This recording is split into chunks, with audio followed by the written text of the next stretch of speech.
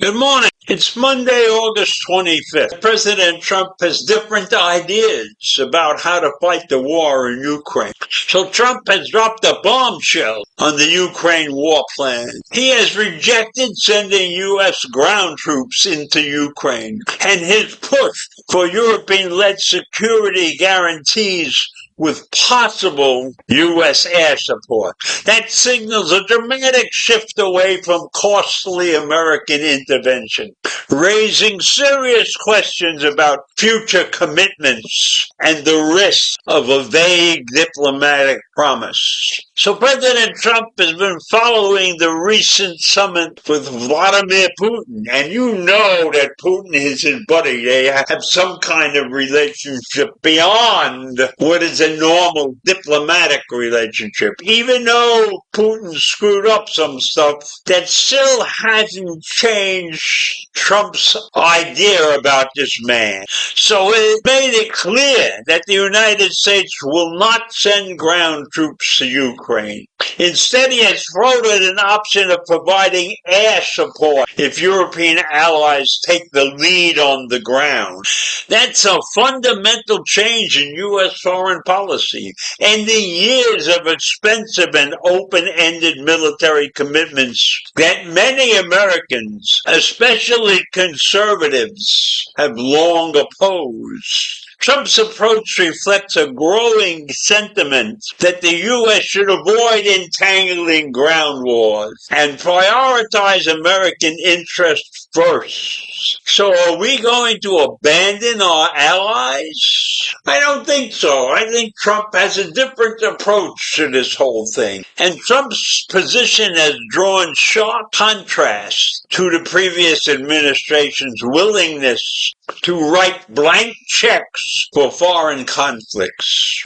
It also places the burden of European security back on the European nations. Now that might be a big crisis over there, because I'm not so sure how many European nations really have a war-fighting group, an army. I mean, Great Britain probably has one, and France probably has one, and I'm sure that Russia has one. But the smaller European nations may not have any fighting forces in any kind of magnitude.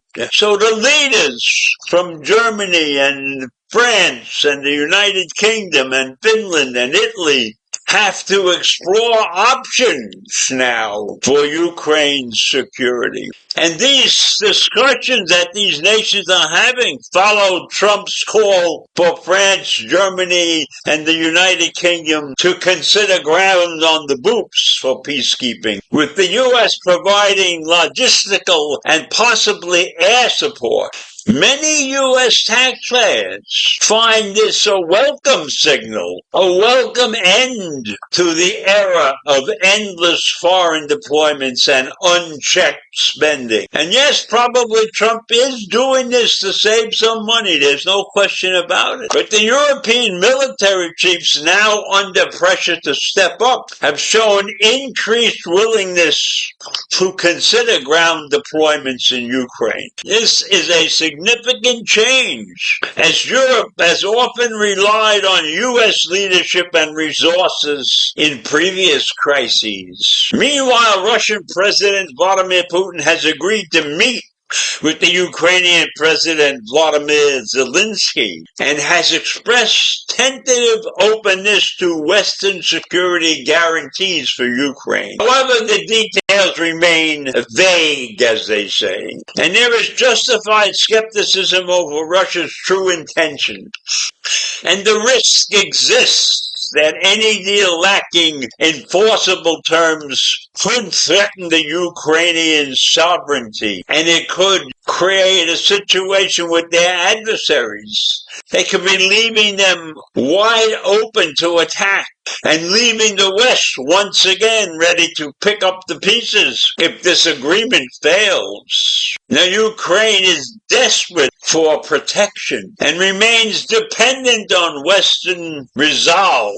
But without firm commitments, Ukrainian officials cautioned that any peace framework could quickly unravel, and the failed Minsk agreements from the past serve as a stark warning about the dangers of weak or unenforceable promises. For the U.S., ensuring that new arrangements did not erode national security or encourage further aggression will be absolutely necessary. And the Biden administration's legacy of unchecked aid and globalist entanglement stands in contrast to this new, more restrained position that the Trump administration has taken. So our change in our positions on this world have created a major crisis overseas, I believe.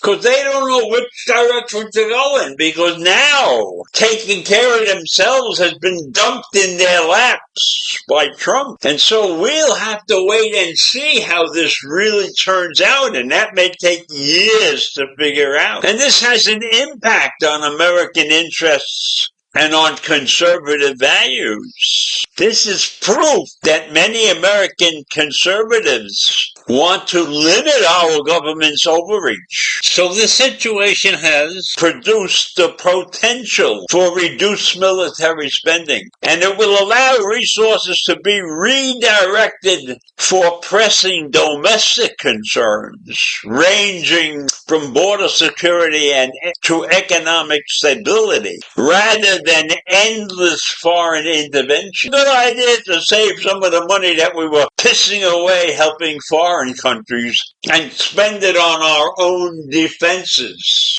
So I leave you with this crazy situation, and we'll see how it develops. And we'll see how important our relationships with these European nations that we are now stepping away from goes into the future. So have a great day. Take care. Bye.